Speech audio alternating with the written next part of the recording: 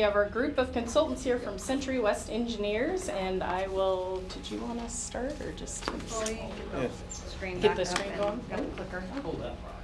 You just need to be quiet. So Samantha will lead things off.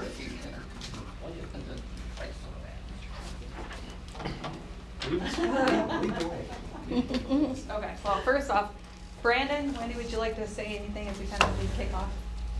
We're just glad that the pilots that are here have shown up and they have an interest in this.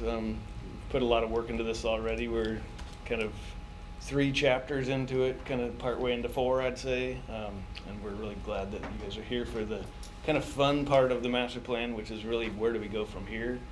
What does the future development look like? And so Century West has done a great job creating lots of different visuals, some kind of 3D renderings, just a nice profile view on aerial photography and stuff. So hopefully you guys can provide whatever feedback you'd like to, and yeah, get going. Pilots and businesses. So we have several businesses in the room as well. Thanks for coming, as well as the EDC. Am I pressing the right button? There you go. Okay. Welcome, Samantha Peterson. I am with Century West Engineering. I'm the planning project manager. With me, I have Mark Steele in the back. He's one of our senior aviation planners. He's worked on most of the technical writing under David. He's also in charge of the Aegis survey. That's another component of this that I won't bore you with, but it'll give us a very nice obstruction survey and aerial graphic of the airport. David Miller, which he'll be leading this presentation. He is our lead aviation planner. Coincidentally enough, David actually did your last master plan back that was finalized in 2013, so he's very familiar with this airport, has seen the improvements over the past decade plus. We are also the airport's engineer, so the pavement projects that you see out there, don't yell at us, we did not do them, but our company did. Don has actually been working on that. He's the engineering project manager, and he works in the office up in Bothell with Mark. So happy to take comments about it that we can relay. That will be helpful feedback, but we're very focused on the airport master plan for this meeting. Did promise the commissioners that we'd get them out to the sunny day, so we're going to try to keep our presentation around 30 minutes or so and leave some time for comments and questions, both on port side and public. And then we are happy to stay late to talk to you individually if you have input that you want to just kind of learn more about the plan. I think we're slated to stick around till about 5. We've got boards with the graphics, and there's 3 of us plus port staff that you can talk to. So quick little overview of the agenda, just kind of went through the introductions. David's going to cover what is an airport master plan. Know that this is almost a 2-year project. We are about halfway through, so we're going to be giving you a year's worth of work in about 30 minutes. So there's going to be a lot of stuff that we're going to go very quickly on and not get into a lot of details. If there is stuff that you've read in the information that's on the project website that you want to talk more about that we didn't cover, feel free to bring it up or bring it up afterwards. There is a project website, I believe is connected to the port's website, that has all of the draft materials that you can read. If you have questions or comments as you read through, feel free to send those to Wendy and Brandon, and then they will coordinate with us. We kind of want to keep that chain of command going. It is the port's project, and we work for the port. So, existing conditions, go high level, a little bit about the airport activity and the critical aircraft, which then Dave will get into, talks about your design standards that we have to plan for. We're going to then get into the facility requirements. That's what the FAA requires your airfield to meet to be in compliance with their current standards. Things have changed since the last master plan. We looked at everything with a fresh view and updated it to meet what the FAA is asking for now. And then with that, we've created some preliminary development alternatives. Those are they'll be on the screen, but also on the boards in the back that we can go through with you as well. They are preliminary. This is our chance to present to you something, and then you give us feedback. So we do want to hear your feedback. And then we'll just kind of go through the next steps. Oh, wrong way. Okay. This is our team. Don is the engineering project manager. He's not here right now. He's actually focused on the project out there. We are coordinating with Agnes Fisher. She is the FAA ADO planner that is in charge of reviewing and ultimately approving this master plan. And then with that, David? He's a better speaker than I wouldn't bet on it. Not in your life. Thank you. Thanks everyone for coming. Chair Taylor, Commissioners, Wendy, Brandon, we're happy to be here. You outnumber us, that's a good thing. So this is just an overview of master planning, and some of you have been through master plans at Sanderson Field before, and you're kind of familiar with it. The process is basically the same, whether it's a small airport or large airport. It just is focused on the issues that are specific to the airport. So master plans by the FAA definition are 20-year plans, but they rarely go 20 years before they're updated. Samantha said, I think our last plan was adopted finally in 2013. There were some additional pieces that were put in and some adjustments made. But a lot of the projects that were identified in the prior plan have been completed, a lot of maintenance work, upgrades over the years. So it was time to refresh the plan. Samantha mentioned the primary focus is, it's an FAA process, and it's kind of, as you all know, when you take FAA money, you play by the FAA rules, right? So this plan is intended to keep the port on the right side of the FAA when it comes to compliance with standards, and there's an entire financial piece with that that's closely monitored as well in terms of eligibility, not just in the planning but downstream implementation. And in a future update, we'll be talking about the updated capital improvement program. What we see is when we translate these needs into projects, we'll give you an idea what that's going to look like and get that feedback loop going where we know where the priorities are, the first, second, third type projects. And then, yeah, I think we'll just continue on. So, yeah, we always put this little, it comes out of the FAA Grant Assurance Handbook, but basically it's the Airport Improvement Handbook. It says that as an airport that's eligible for FAA funding, which another way to put it is obligated, an obligated airport, you're required to keep your airport plan up to date. So this plan will accomplish that. Are you going to go forward, up or down? I think it's down. Okay, we try it. All right. Okay, I know angles are hard for the visuals, but you all know the airport better than we do. So what we're looking at is the first piece of any master plan project is to update the existing conditions, if you will. So really we focus on the obvious things like new hangars that have been built, pavement that's been added, but also at most airports there's a constant series of rehabilitation projects, maintenance projects, pavement, like your taxiway, not necessarily a new surface, but the pavement wears out like roads. So keeping track of all of the work that's been done since the last plan was complete kind of gives us an idea of how much progress has been made and then what needs to be done going forward.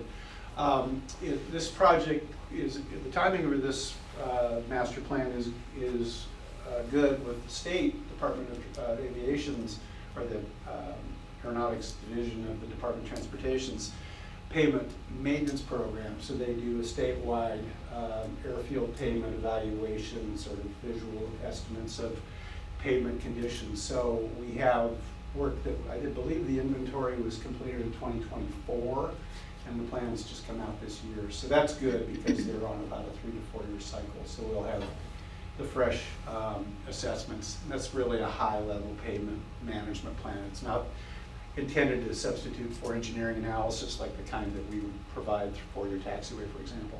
But it does help Brandon and others to kind of see what the intermediate, longer-term pavement needs will be. And the goal is optimizing the useful life of the pavement, not letting it deteriorate to a point where it becomes more expensive to replace it as opposed to repair it.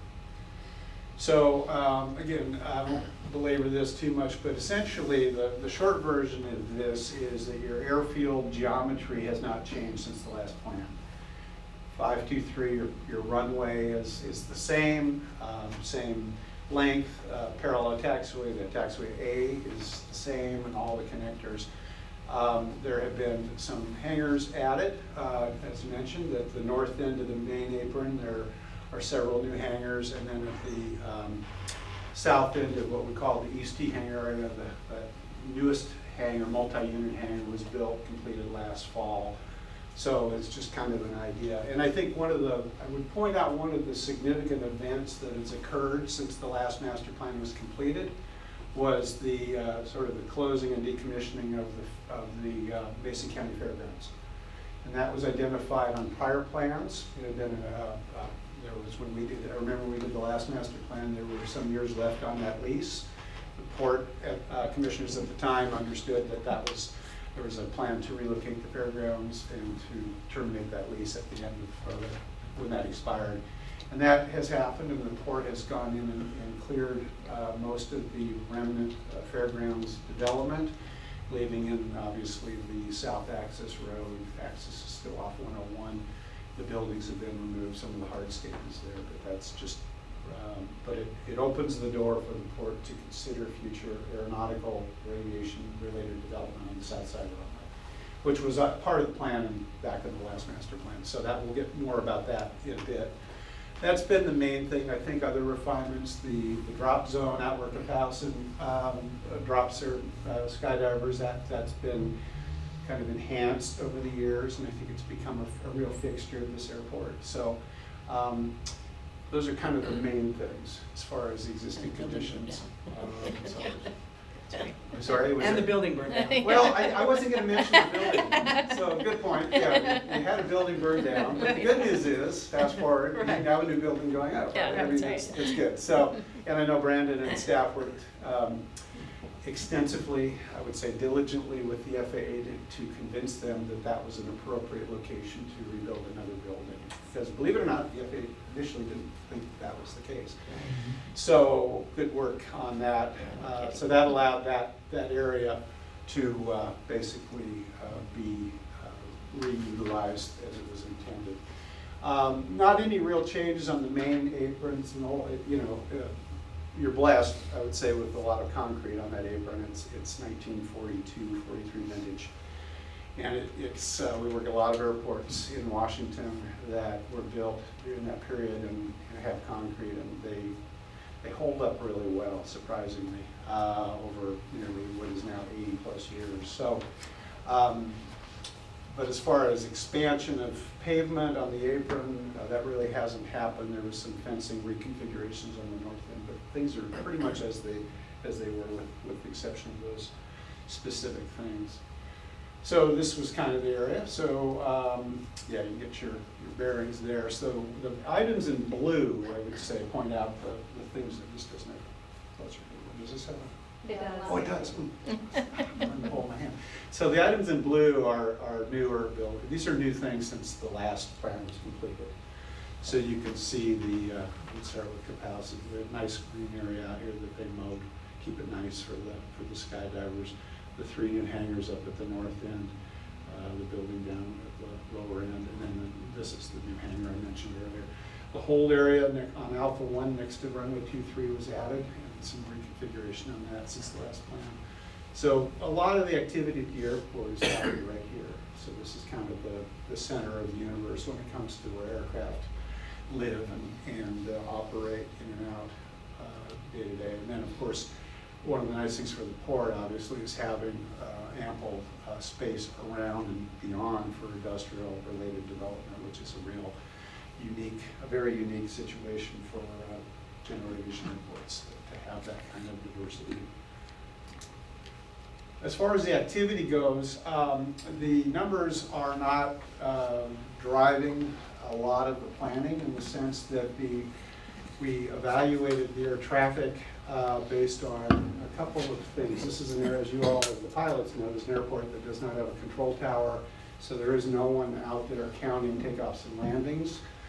We were able to get instrument flight plan data through the FAA's system, and what that shows, we were, I think, Mark, did you get 11 or 12 years back to the 2011 window?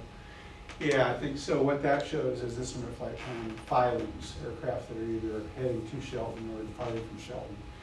There's some translation work to capture some aircraft might come in. It's filings as, and then verified by radar. Yeah, so it's FAA data, and as Mark said, it's the filings. So if an aircraft, what we try to do with that is it might, there may be a situation where someone files IFR on the way out because the weather's bad and they come back VFR, right? So that would capture the IFR activity, but there's a normalization process if they want us to use. So we basically know that most aircraft, barring an unexpected event, most aircraft that take off or land at this airport will make at least 2 operations, whether they're coming or going. If they don't, something else has happened that isn't probably very good.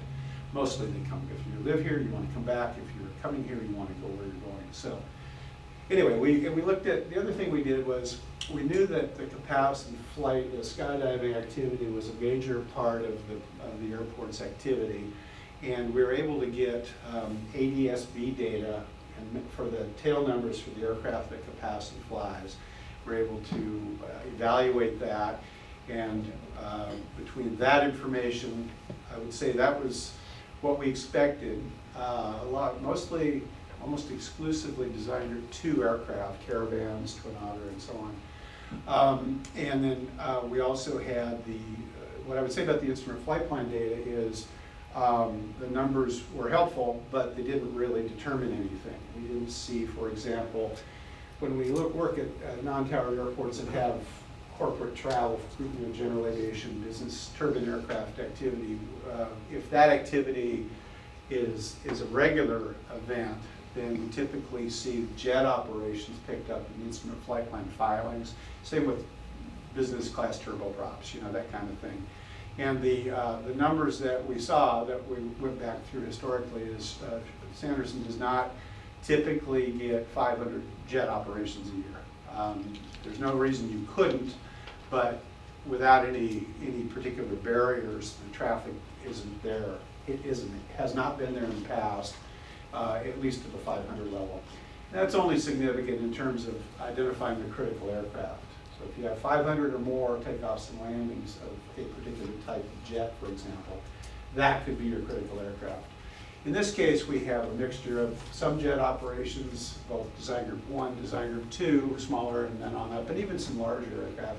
We know the military comes in occasionally with C-130s and even potentially other mix of aircraft. But what we were able to do is verify that between the Kapowsin activity, which we had documented through the ADS-B, that we have more than 500 operations of design group 2 aircraft, just on that alone. And when we look at the mixture of the instrument flight plan data, we look at the based aircraft fleet, and just what we know about transit aircraft, we were able to connect the dots and say that we are a B2, airport reference code B, Roman numeral 2, runway, airfield. That's exactly what was identified in the prior plan. No change there at all.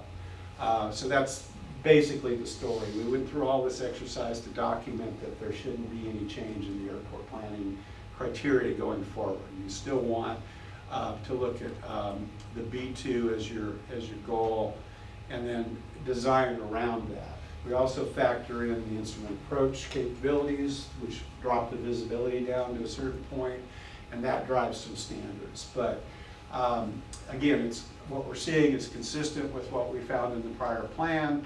The long-term vision for this airport, dating back to the 70s at least, has been a precision approach on runway 23, and that would typically have lower visibility minimums, but not much lower than what you have now, which I believe are at 3/4 of a mile on the RNAV approach. So, so the critical aircraft, we're basically looking at a multi-engine turboprop.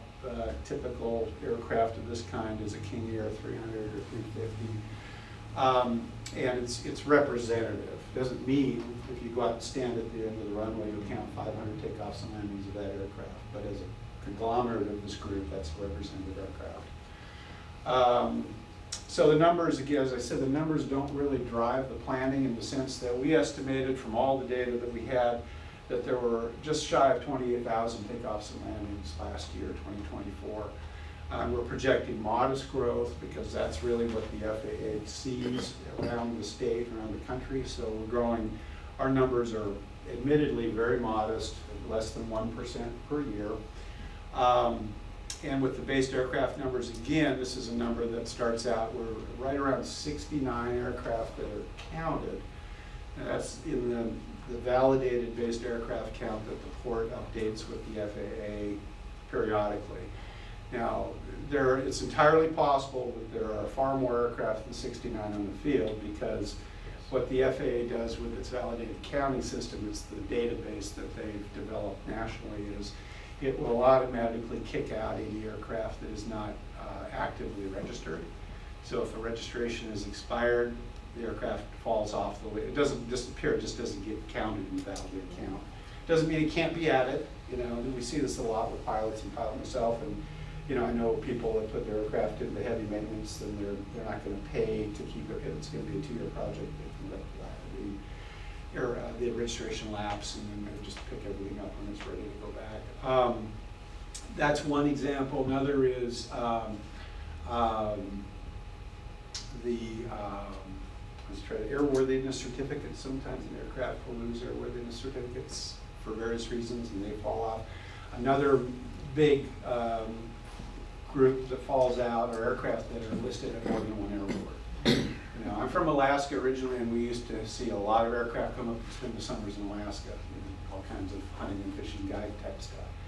Those aircraft kind of technically live in 2 places, but the FAA says it can only count 1. So basically it's roughly 6 months and 1 day. But it doesn't, what happens though is airports report them. Okay, this airport's here most of the time, so I'm going to count it. So the database will say no, and it's up to the airports to sort it out. And then the last part is the FAA has gotten they've changed their counting criteria so that now they don't count things like ultralights or gliders in the based aircraft count. They do count experimentals and light sports, but anything and above. So now what I'd say about that as it translates into facility need is that our estimate or projection going forward is just a rough approximation, and I think because the uncertainty of future activity is such that no one really can say whether you'll see a net increase of 6 aircraft or 16 aircraft or 25, is we typically recommend, what we recommend in your case, is that you would want to make sure to set aside enough development area.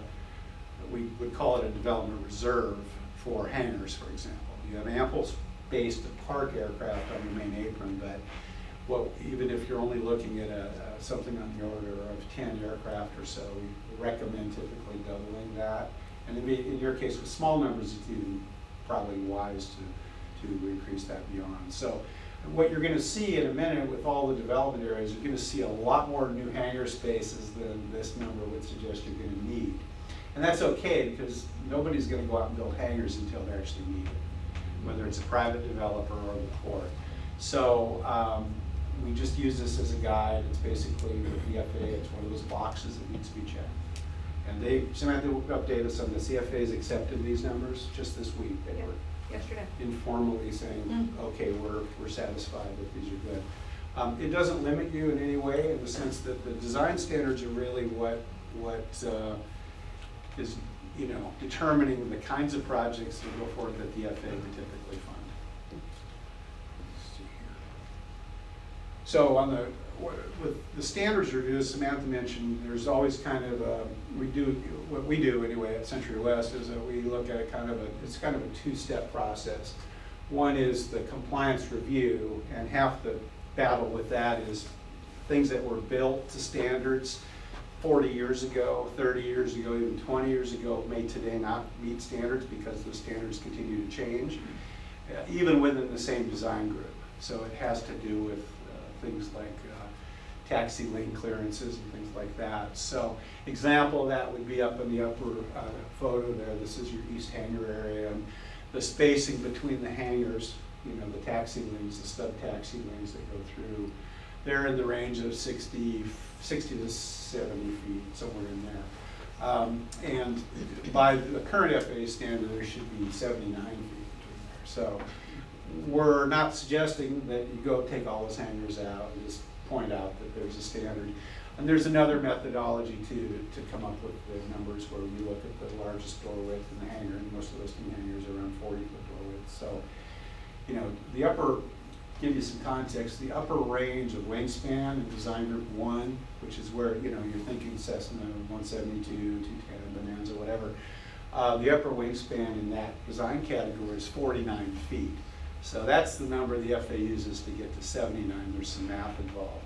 So we know full well that with smaller hangar doors that there's adequate clearance. So that's just a note. And then there are just some other things. I think one of the things the FAA really is focusing on is the taxiway connections to runways. So down on your taxiways, you've got Alpha 5 at the 5 end, you've got 4. Those are what we call, or what the FAA calls, acute angle taxiways. I'm not sure, my geometry is a little rusty, but I always thought of acute angles being a lot tighter than say 45 degrees. But in any event, it's not a 90-degree connector. So A3 and A1 are 90-degree connectors to the runway. What the FAA says in the perfect world is all connectors should be 90 degrees. Now, I can tell you that this comes up in every master plan we do, and it is never the highest priority project that the FAA will fund. In fact, we've had many times where we have completed planning. We've said over Bremerton, for example, we were doing their master plan, last plan. We timed it, we went through this, we had some taxiways that had similar situation. Their next project was a parallel taxiway rehabilitation, and said, well, we've identified the 90-degree, this is the exit that you might want. And they said, yeah, we're not gonna pay for that right now. We don't have enough, that's a lot of money, and it can wait. So it gets kicked to the bottom of the list usually. We don't anticipate that these projects would happen anytime in the near future in terms of reorienting those taxiways. It could happen. Most likely it would be tied into a project to rehab or reconstruct one of these major sections, you know, like a full depth reconstruction kind of thing.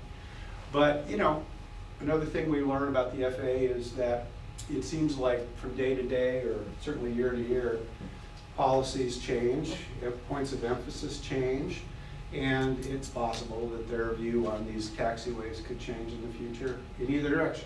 Either it becomes a higher priority or becomes like a non-priority.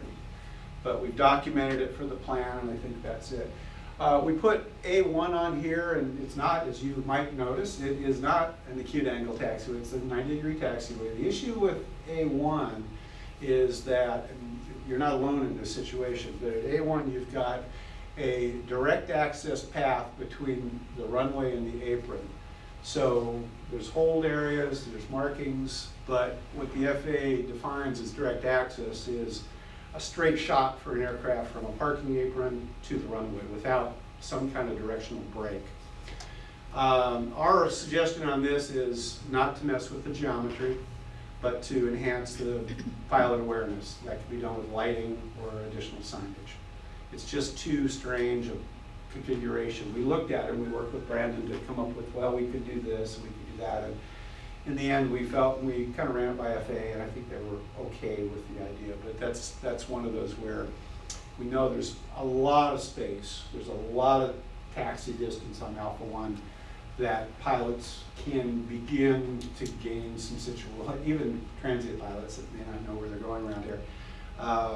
There's adequate time and clearance and signage and the whole area between the main apron and the runway. Pilots, most pilots are looking out the window, they're gonna see crossing Alpha, the whole area and so on. They're going to see, they're gonna be able to have that situational awareness. We think that that is not a major issue here. As far as the runway taxiway system, our recommendation on this is to keep the runway as it is for the planning period. Same with the taxiway, Alpha. Some options for defining some designated helicopter parking on the ramp might be worth considering. We've got those rolled into some of the options. In that case, we're thinking mostly transient helicopters. This could be your airlift or medevac helicopters. We're not thinking the JBLM Chinooks in this situation. We're thinking transient, smaller helicopters. And I think you've got other parts of the airport where the Chinooks can touch down if they need to. Electric charging, it's a thing that is coming. We're just not sure how quickly. Future aircraft, advanced air mobility. So as an old timer, I guess, I think of plugging an airplane is pretty much the same deal as putting fuel in it. You got to park it and deal with it.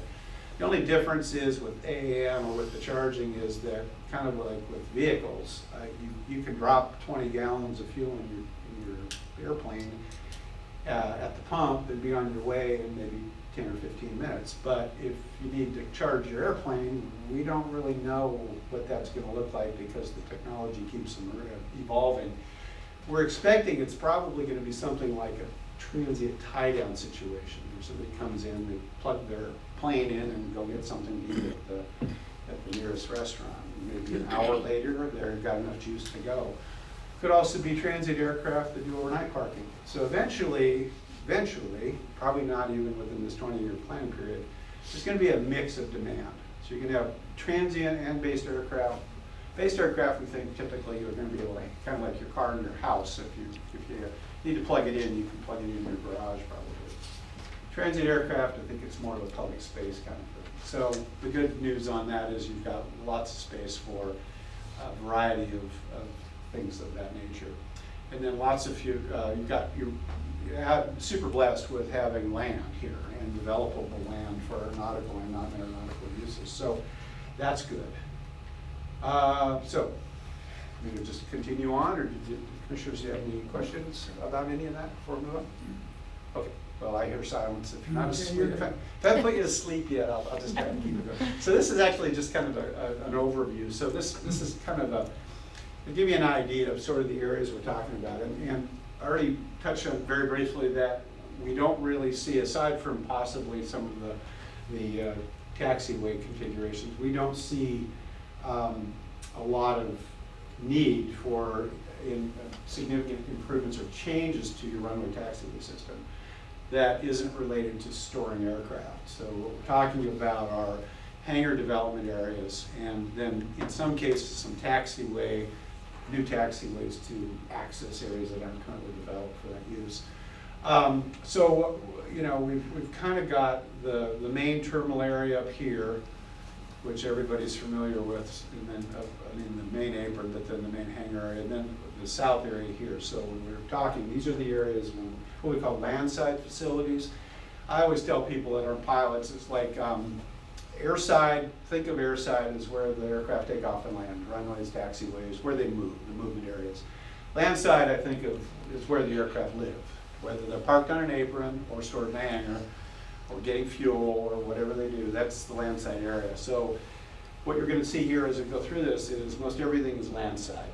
And we'll touch a little bit on there's some longer term visioning for the runway, but we'll get to that. So again, this is the overview of everything. So you know your bearings 101 right here. This is the existing runway. Alpha's your taxiway. The Colas runway is here, inactive, used for different things. What we've got are the areas adjacent to the east hangar, the T hangar area. We've looked at the area on the west side of Alpha 1.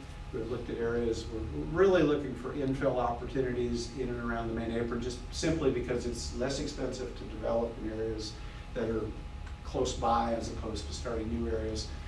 Then we have on the south side, the old fairgrounds side, we've got an area carved out over here for hangars and apron space with access coming in along, hugging the property line off 101. Let's see, so on the south side, what we've figured is that in order to locate hangars or aircraft parking or any services or anything else down there, there needs to be taxiway access on that south side of the runway. And this is shown on your current airport layout plan in a slightly different form over here, but parallel taxiway along the south side. The way we've depicted it here is in blue. That would essentially be what we think we would be able to justify, whether it's a single project or a couple of projects, what we could justify over the next 20 years, or we'll say in the 20-year planning period. The purple is more of a reserve or a phase, it's more phase 2. And that essentially would allow aircraft that are down here to get either to 2-3 conveniently, or jump across and take Alpha if they're taking off, or needing to get to the 5. Now, the demand will really dictate when or if there's a full-length parallel taxiway on the south side of the runway. That's usually driven by activity and demand. And when it typically gets to be an issue is when you have a lot of runway crossings. So that's a position for another time. What we've done here in green, I haven't talked about this, but this is essentially a runway extension reserve. And this is, if you have a chance to look at the 2013 airport layout plan, you'll see that there's this reserve is on there. And what we've done is we've essentially captured that and preserved it. And this is sort of in talking to Brandon and others at the port. The port's goal is to keep as many options open in the future as possible. There's no plan in the 20-year window to extend the runway, so that's why we're calling it a reserve. We go back to the critical aircraft, and even if we were to make the jump up to a medium-sized jet, we could not justify that kind of length today. So, you know, we're doing a similar exercise up at Arlington, and they're at about 5,500 feet, give or take, and their goal is to get to 6,000, but they can't do it either. They're not quite to that point where they've got the traffic to justify that kind of length. So you're right in the zone between 5,000 and 55. Again, with elevation and temps, you're pretty good. You can handle most of the traffic that comes in here most of the time. Let's see here. Move along. So, so this is kind of the terminal area. This is the apron. You get disoriented because this is the same area but just turned a little bit. So this is top-down view of the main apron. East is that way to the top. Okay, north is going to be this way. The other one is kind of from the south. I got my directions right, and it's looking north. Okay, so again, easy pick out there is that the blue roofed items, or the blue items, are new, redeveloped or new facilities, and yeah, I'm going to try to think. There's some, kind of pick out some of the features there. There's some infill opportunities for hangars in and around the main area, the main apron, particularly along the east side, and then area to the south where we've identified as a potential development area to take advantage of some existing pavement that's there. Let's see. So I mentioned the helicopter parking. As Samantha mentioned earlier, this is all very conceptual at this point. These are draft. I mean, this is just first vision, first views being presented for everyone's consideration. I'm sure we'll get a lot of feedback, and a lot of this stuff will get refined in different ways. So along Alpha 1 here, basically we've got an area we've proposed as possible helicopter parking areas. So yeah, and those are visible here along the west side of Alpha 1. We've laid in here an area that is the what we think could be the electric charging area for transit aircraft. There's the weather system, weather automated surface observation system, the ASOS, that's there. That there's a proposal to move that further west to clear that area out a little bit, but because it's not ideal to have buildings inside the about 500 feet of a weather site to make sure it doesn't interfere with the readings. So this is kind of just trying to, this is I guess what we would call the low-hanging fruit. We're just trying to find areas in and around the current development area, previously disturbed areas, makes it easier for environmental and everything else. So we're looking for opportunities to sort of build out this terminal area here. So again, this is all tenant driven. You know, when Wendy or Brandon get a call from someone that wants to put a hangar up, it's like, what kind of hangar do you have? Where do you think you want to go? And they start looking around for opportunities. So. And then I mentioned the ASOS here. So that, what we've got here is the east hangar area. So get our bearings again. So Alpha 1 and 2-3 is right here. So Alpha 1, the whole area. So this is the newest hangar. So this this expanded area east of the current T hangar area is identified for future hangars. It was identified in the last plan also. And there are some challenges with this site, topography primarily. There's some earthwork required, some grading.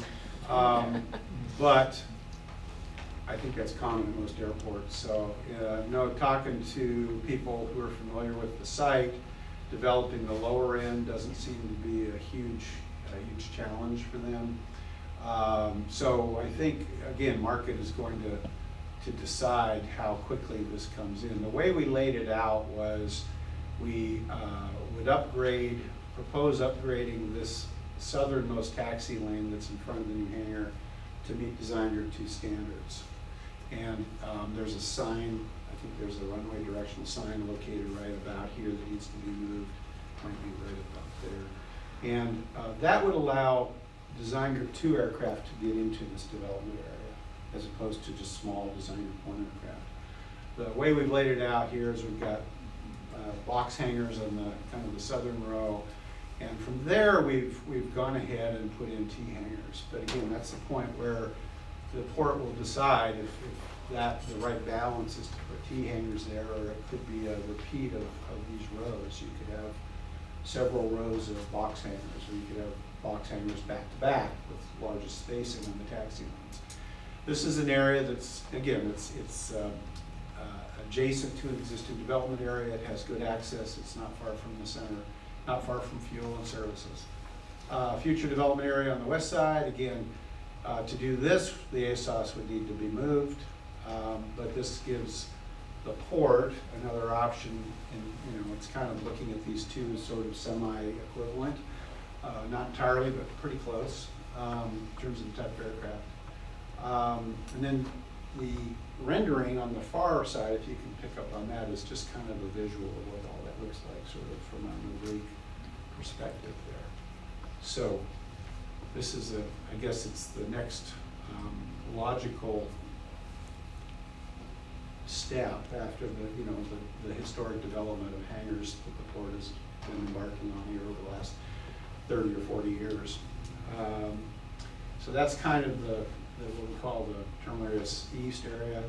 I mentioned this again, already covered this. I think you can see a little more detail on here. So this is basically, it looks goofy, but it's kind of like, okay, we've got a taxiway separation here that I believe it's 500 feet, and the standard is only 240 to 300.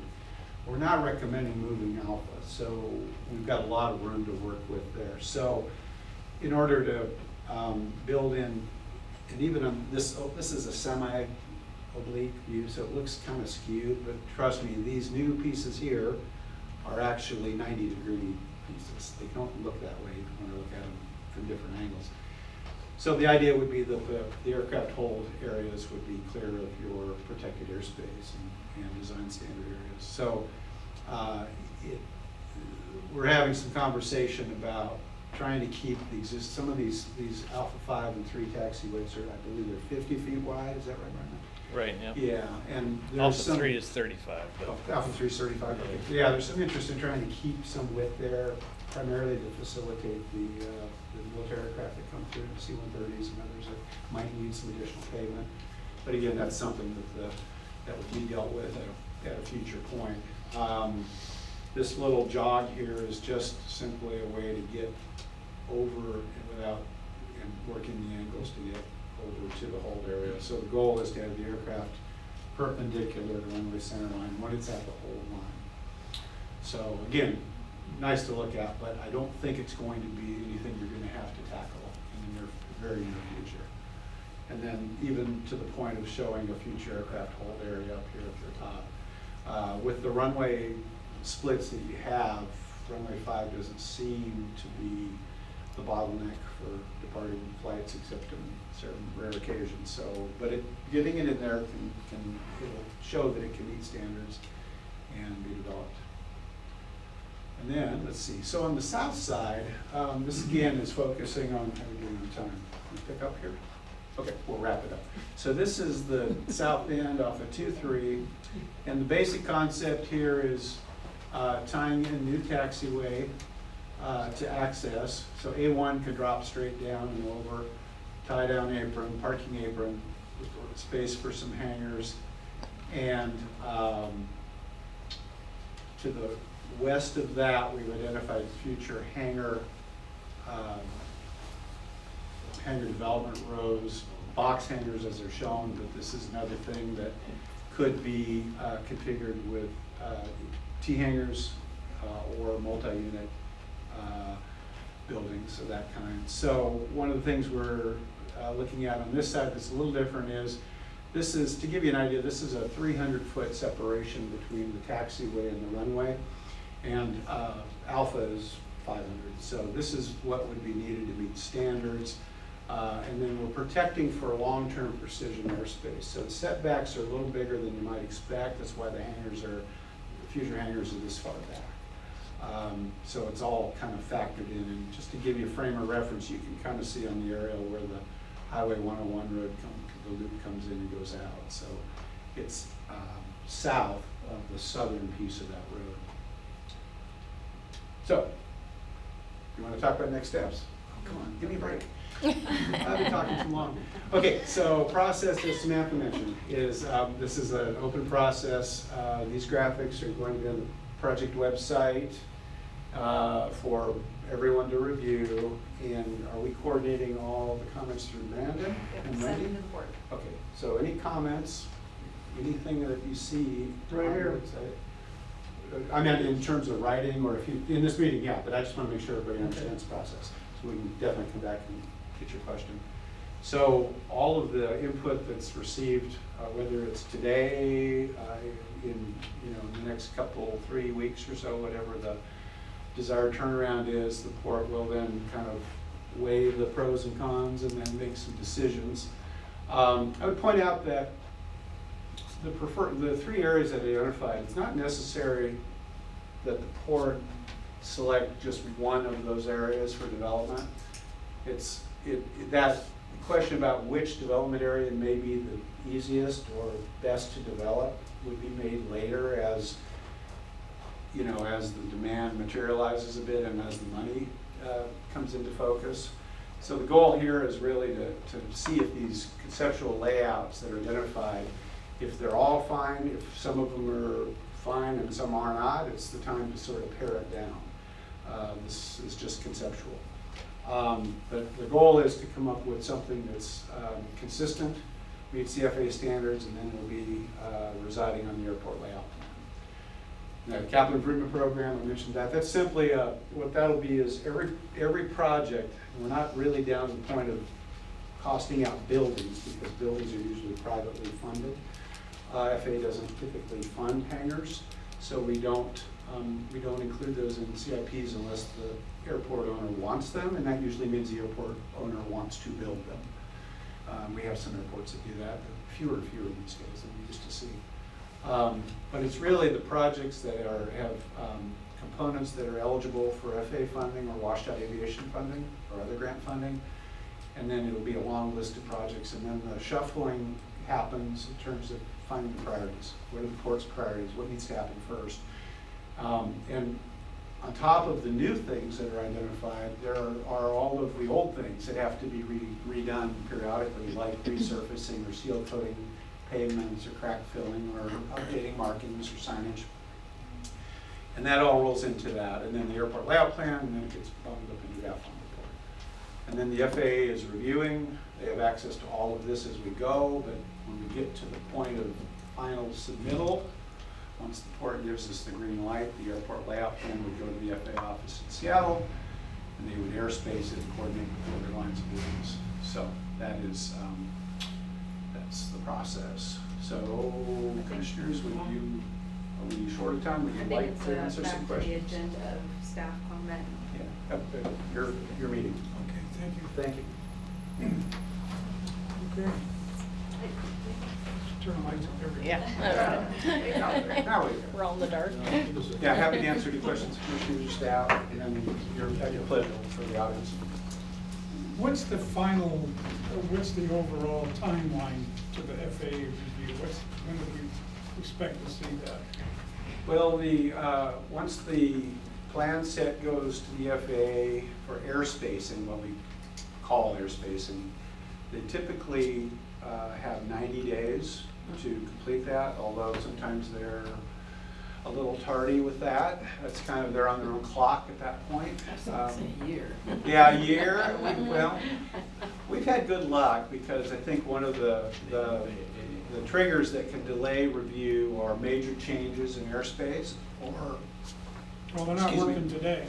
well, that's true. Well, all bets off with furlough, and we don't actually know if the FAA people we're working with today are actually going to be coming back ever. I don't know. I'm just exaggerating a bit because Yeah. they are considered essential enough that they are working on some level even during the furlough if they're dealing with certain funding I streams. chatted with your FAA planner yesterday about this project, so they are They're, working. they're, Okay, they're But still they are, working. but they are very Quietly- short-staffed, so things are quietly taking working there.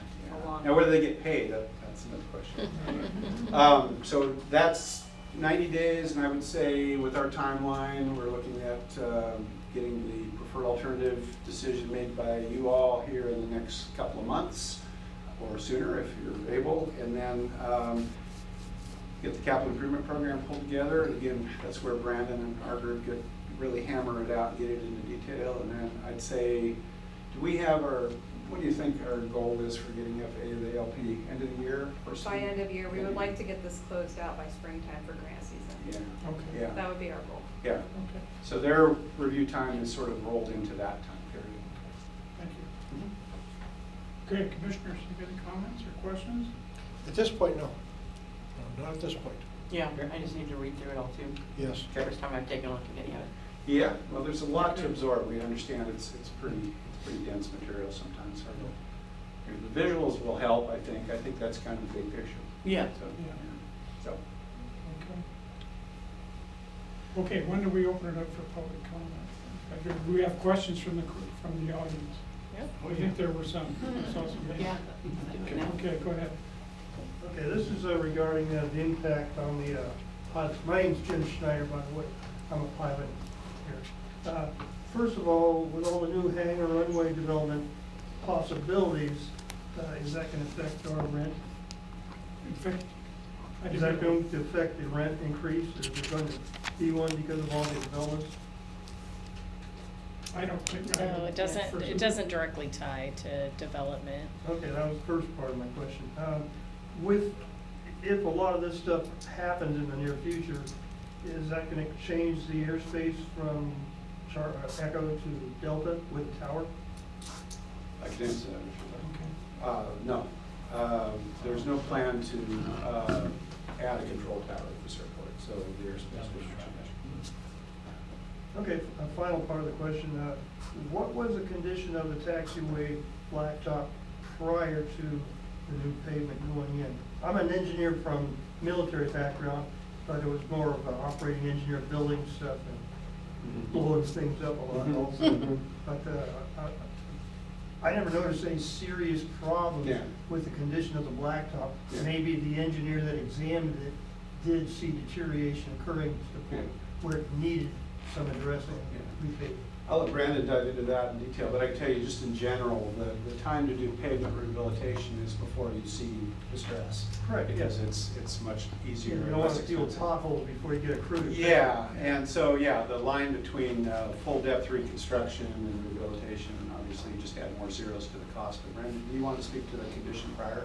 Yeah, so the most recent taxiway paving project was in 1993, and so it's been a long time. So, Some of the taxiway pavement is actually older than that, particularly on Alpha 1, especially the north end, which unfortunately was not funded for this project. We tried to get it funded.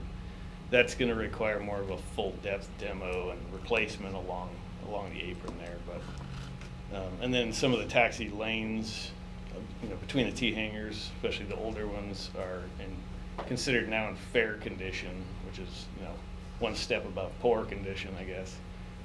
So it was definitely time. Along the parallel taxiway, their taxiway Alpha, there's a lot of bleed through of old asphalt material. It looked like they did some sort of a coating between lifts and probably over applied it, or there's something wrong with the mix back then, and there was a bunch of blobs that were coming up through the mat that you might have seen in the past. So yeah, it's a whole lot cheaper to do maintenance, prior to failure. So, and we're, 90% of this money is from FAA, so it's essentially millions of dollars of free grant money, although there's some work involved.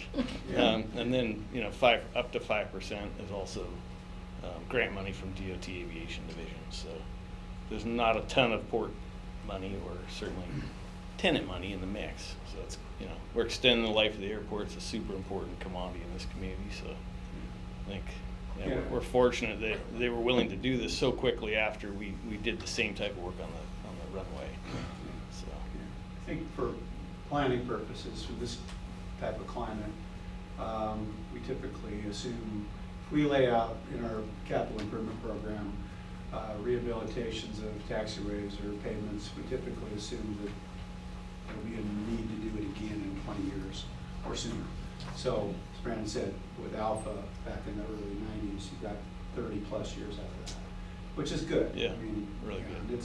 It doesn't mean that the project couldn't have been justified 10 or 15 years ago. It's just there are other priorities that are important to deal with. So the FAA and their general funding schemes, you all know this, is safety above all, but runways above taxiways, taxiways above aprons, aprons above taxi lanes. And then after that, there's not much FAA. I mean, fencing, yes, lighting, that kind of navigates, that kind of thing. So, yeah.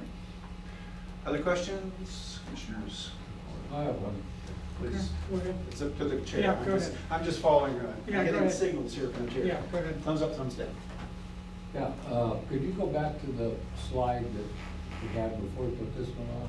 It showed the. Which one, I'm sorry? I think at the last The last one. South development area? C taxiway, yeah, that's okay. Right here, this one here, or is it? Yeah. Yeah, okay. Now, it looks to me like there could be like 40, 50 or more aircraft in this new section on the south end. Yeah. And they're having to, some are gonna wanna take off, others are gonna wanna go down and get fuel. Did you address, I came in a little late, did you address the fueling facility here? Well, it's been, one of the thoughts about the south area up here, and it's a great question, is the kind of tenants that would be sitting behind the apron. Typically what we see behind aprons is it could be a mixture of service, like FBO type operations or maintenance related things. So the opportunity to site a second fueling facility is available. It would be an area that if the port thought that was the way they wanted to go, we would look to carve out an area for fueling in this area. Is that the blue ones, new hangar? Everything in blue, and all that actually is new. I'm not, red versus blue, I'm not sure why we changed the color on that, but they're all basically, these are all hangars, Well, so. my point is, Yeah. I think you're creating a traffic problem for those people coming out of that section. Some wanting to take off, and so Yeah. they're gonna stack up there. Yeah. There's no place to go past the end of that taxiway to the east Okay. to stack up people to hold, Well- maybe to get an IFR Yeah, clearance yeah. or something. That's a great point. And so you're gonna have a traffic problem. Then others aren't even gonna wanna take off, they're Sure. gonna wanna go get fuel. Okay. And then the taxiway goes right across the threshold of the runway, and I think that's problematic from, just a Yeah, yeah. traffic problem. So the reversal, everything you said is great. The taxiway crossing at the end of the runway is exactly where the FAA wants it. They do not want, they don't want, well, they have, for the middle of the runway, they don't want any crossings that can be avoided, but they, on end taxiways, or taxiways in proximity to the threshold, they want it to be right spot on the threshold. Your point about the holding area is a good one, and I think that what we would say to that is that it would be worth considering putting an aircraft holding area adjacent to the taxiway for the purposes that you mentioned.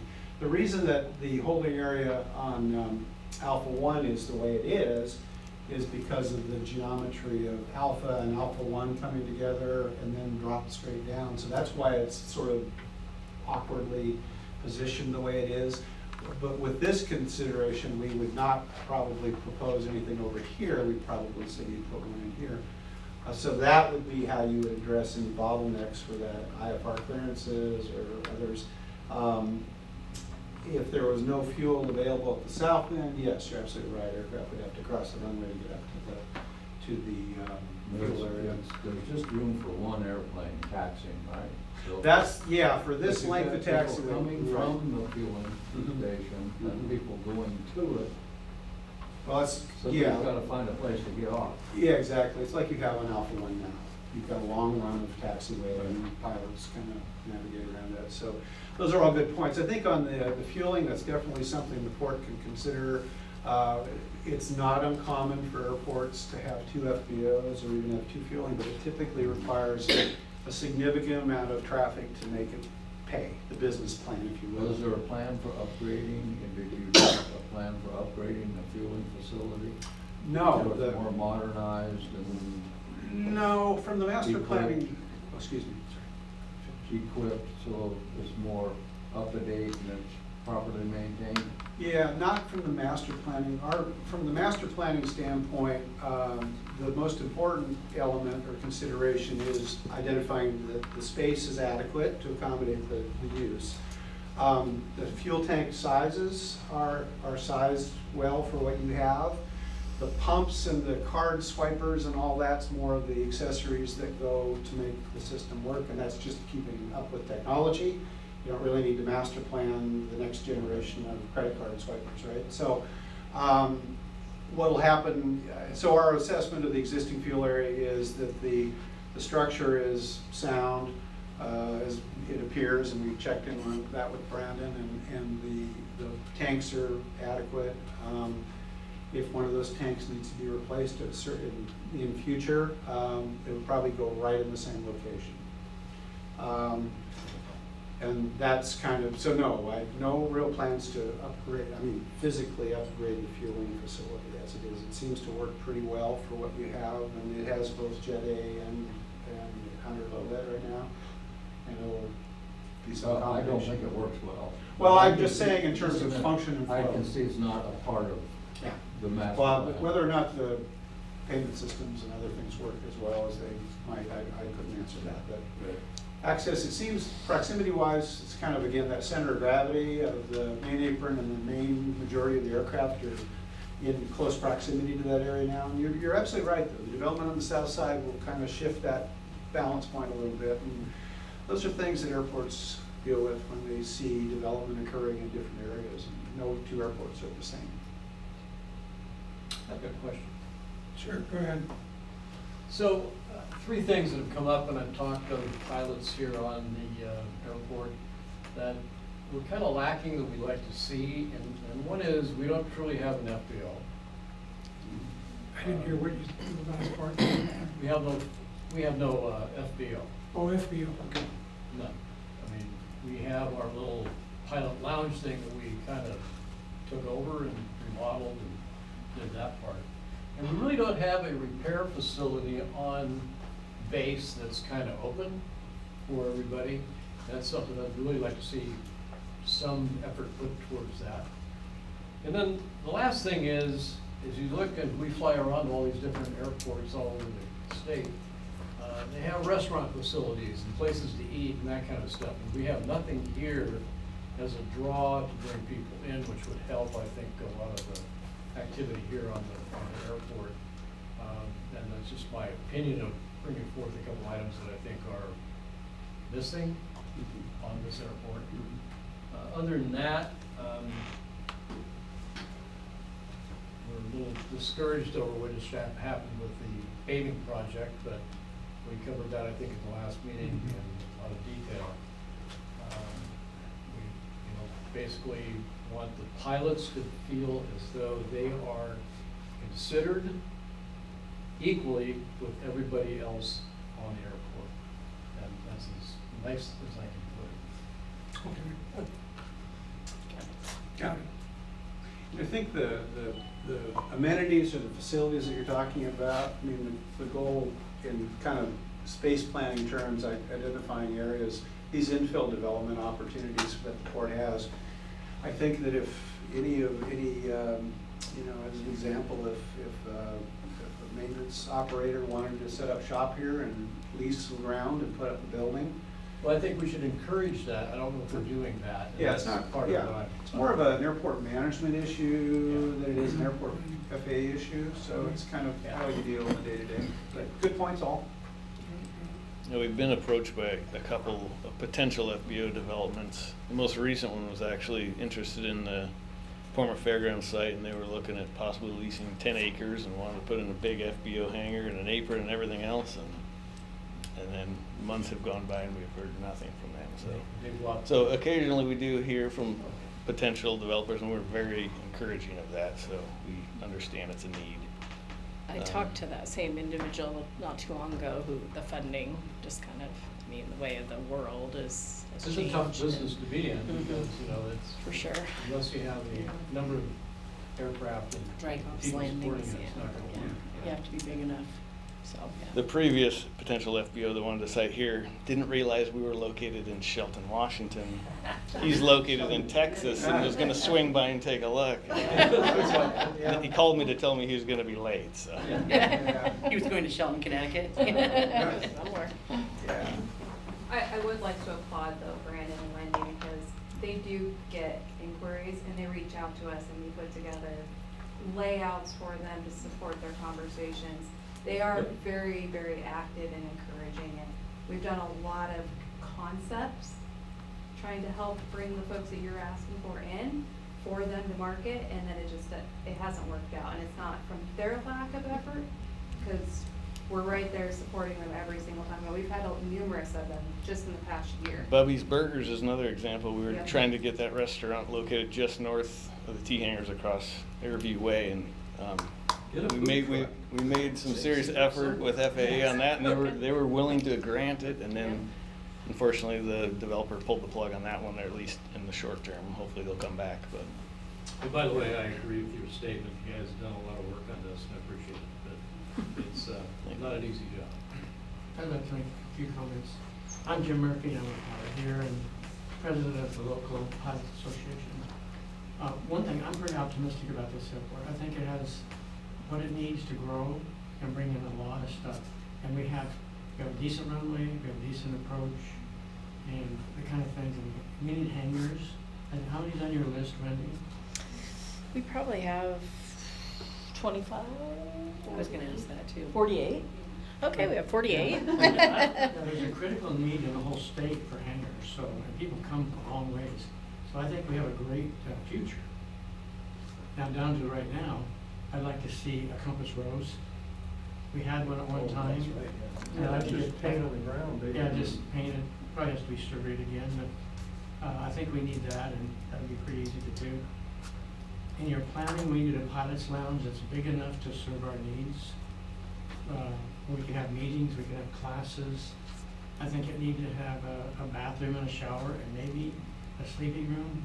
We see that in little airports all around the state, where transients that come along and they just have to spend the night. Sometimes they can't get out of here. We're one of the toughest places to get in and out of. I think we need to do something about our fuel system. And I'd like to see the port have some supervision over it and some requirements. If you're gonna lease it out or let it out to somebody else, I think you should have some supervision over that, because it's up and down, guys go, everybody goes down to Chehalis to buy gas. And we should be selling it here. So I'd like to see that. Hey, Jim, can I just clarify? We don't own the fuel system. I know. Okay, we don't lease it, so. Unfortunately. But I want the Yeah. port, I would like to see the port have something, if it's not that one, something else. Because we can't do anything about it. And you can't do anything about it, apparently. And we just have to deal with what's there. So we sort of have fuel and we sort of don't. Long range. I'll just second that. I think we really need to look at the fueling arrangement and what is lacking competitive pricing and the fact that the facility falls apart from time to time, has to be fixed. And it's just, we go someplace else to get fuel. It's unfortunate. And yet you're talking about adding all these aircraft and hangars and so forth, and they all burn gas.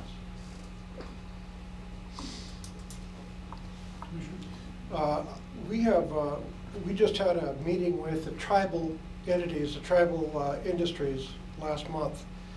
They're going to be putting in a new gas station and hotel right over across from the maintenance facility Public off Works. of 101. And so you're talking about industry that takes care of tax-free gasoline. You might have somebody that would want to create an opportunity for pilots also here. There's probably dozens of flyers that currently go down to the Indians and get the unleaded 87 octane and Non-alcohol. burn that in their planes. Non-alcohol. Non-alcohol, I'm sorry. Current, and bypass the opportunity here at this location for that. And a lot of that goes on. A lot. I can't burn mine, but I could, I would. But Well, great comments. And then Mark, go ahead, man. Hello, my name is Brandon Harnish. I've been a pilot here at Sanderson for about 30 years. And I'd like to request 3 potential improvements that would help the pilots here. And the first one is involving ASOS. ASOS is our weather radio, which we either by radio receive it or by telephone receive it. 119-275. Time and again during the summer, at the end of the recording of the current weather, it says thunderstorm activity unavailable, 12 syllables. At times that's heard. Now, I'd like to see an addendum to ASOS, and don't want to step on NOAA's toes or Kapowski's toes, but if ASOS says parachute activity north of the runway, because time and again we see that'd be helpful. transient aircraft fly through the jump zone. They don't see that icon on their sectional. Dangerous. And those other syllables on ASOS would be a safety factor. Parachute activity north of the runway. And number 2, thank you for the camera that we view on live video to the west. Time and again, here I am on Harstein or on Lilywat, I look at the camera, uh-oh, here comes this front. Saves us a trip, safety factor. But can another camera be installed to the east? I know our prevailing weather is from the west, but at times to the east, it's kind of nice. Because at times we have winds coming that are favoring 0.5. And the third improvement I'd like to see is a PAPI. We have a PAPI, of course, on 2-3. How about 1 on 5? How about translating what's a Yeah, Oh, I don't know what okay. you're talking about. It's the light system coming into at night. It shows, are you on the glide slope Okay. with that there? And that might be something to consider. The port has been exceptional with the pilots. I think a lot of us agree the rapport has been fantastic. And kudos and praise to Ned Wilson. Made it We go with him on Herb Bridge We're working on pilots his raise to now. the port. Thank you. That's nice. End of year review. You can tell the truth later. Yes, sir. From a strategic planning standpoint, has there been any discussion with the federal government on access to this highway out of the airport? Better than what it is, because it's very dangerous right now, trying to get in and out of this place. Get out more than in. I do know they're talking roundabouts, you know, Yeah, the traffic Tractor is Supply increased out and there. Yeah, further it's down. At times it's very dangerous. Yeah, it is. If you're going heading north, you're taking your life in your own hands. Yeah. I've heard the We have traffic another circle thing too. question. It's Hi, no I'm comment. Cindy Edwards with Bermudian. I'm not a pilot, but I'm curious on, because they had spoke about something on your drafts or on the websites. Are you going to include lighting? Because I think it would be helpful. Talking about airfield lighting or? Just so that like- we, when we look at like some of your renderings and your drawings, like lighting, it seems to be a critical importance. Yes. And if you're adding a lot of additional hangers, I'm assuming you need lighting. Right, yeah, good points. Typically for large aprons, parking areas, fueling areas, there'll be some overhead shielded lighting so you don't put upward glare. It's not, I mean, it's kind of dependent on the layout of the facility. For hangars, we want to make sure that we don't put light poles in the middle of aprons where airplane wings find them, which I've seen happen more than once. Not by me, but somebody comes in at night and doesn't realize that there's a pole. For hangar areas, we see a couple different things. The most common thing we see with hangars is these sort of the light packs on the buildings themselves, on the ends or in the rows. So that's, again, more of a building design feature. As far as runway lighting, the PAPI suggestion on 2.3, that is, I believe it was recommended, it's on the current airport layout plan as a future improvement. So that would be a carryover, so yeah, I think that would be an FAA eligible piece. And I don't recall, did we talk, Brandon, about, I'm trying to think on Alpha, whether there was a thought about taxiway edge lighting, or we're satisfied with reflective. Yes, so, markers. well, I mean, all of the taxiways are about to be lit up as part of this taxway job So we have that's part of going the on now. Alpha project, right? So that's a Yeah. good, so as an example, that's a piece of airfield pavement today that is going to be updated or upgraded with lighting. Edge lights for the taxiway, so that'll be a safety improvement for the pilots, fine taxiways. Now, you have a I would question? just note, we don't typically show lighting on the alternative layouts, but they will be depicted on the ALP drawings. Right. So coming out of this, you will be able to see it, and we will have a legend that identifies what type of lighting. And I think on airfield lighting, these days, everything that's being installed new is LED. So old systems, beacons, PAPIs, runway lights, runway lights themselves. If there are any incandescent systems, when they get replaced, they'll be updated with LED. And those are new enough system-wise that I don't know. I talked to the experts on electrical, but we typically in master planning assume that any airfield lighting system component, like a PAPI, precision approach path indicator, or the runway lights themselves, would typically have a useful life of about 20 years. And it's typically, it's part technology, it's part just wear and tear on the system, it's part climate. So we, in our capital improvement program, if for example, your runway edge lights for 523 are going to pass that 20-year mark in the next 20 years, then we would put a project into the capital project program for replacement at the useful lifetime.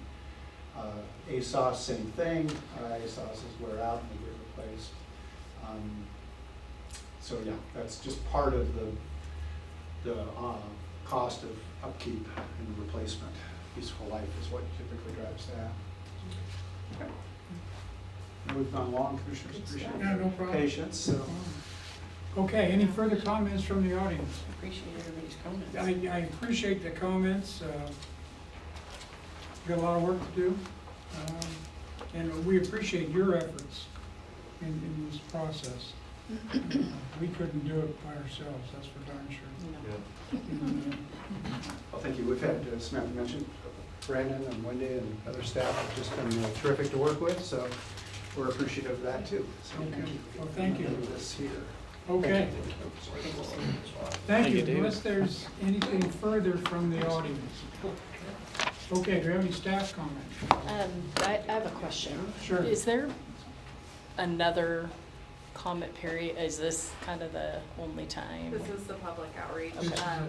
and then we can leave the open comment period for as long as you would like to remain open. Okay. So just so you guys know. Okay, I took yeah, a for bunch the of audience, notes. then we're gonna leave the comment period open. Yeah. For written comments. How long are we gonna leave it open? 2 to 3 weeks is typical. Okay. So there you go. If So if you anything have further. more, or you have people that couldn't come, or any other thoughts after the fact, let us know.